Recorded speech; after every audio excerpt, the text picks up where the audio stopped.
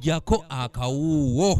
Olunaku olwaleero akakiiko ka Paalamenti akavunaanyizibwa ku kulondoola emirimu egikolebwa ebitongole bya gavumenti aka COSASE lwekazeemu okusinkana ssenkulu w'ekitongole ekivunaanyizibwa ku mutindo gw'ebintu ekya UNBS.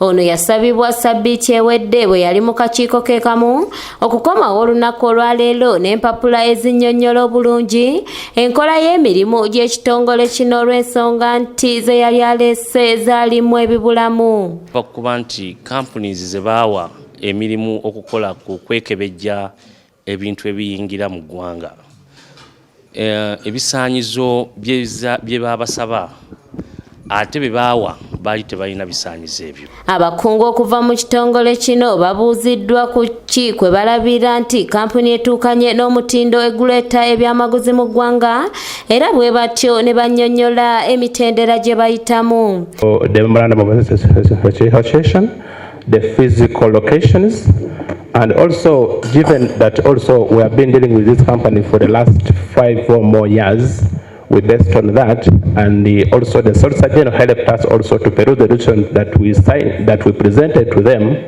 to authenticate the companies. Okusinziira kwa myuka ssentebe w'akakiiko kano aka COSASE Ibrahim Kasozi, bano bakomyewo mu kakiiko kyokka nga tebazze na biwandiiko bikakasa ebyo bye boogera bulungi era bwe batyo ne baweebwa akadde okusooka okubireeta. I would be of a view, if it was really a serious person, they would send one of their staffs to pick those things. You get a border, he rushes here.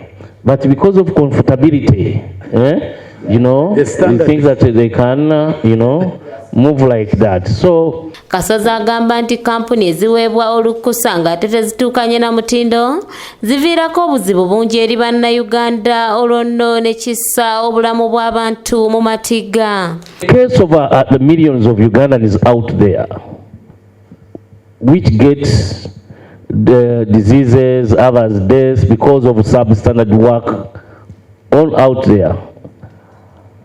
Members, I prefer to retain all of them here.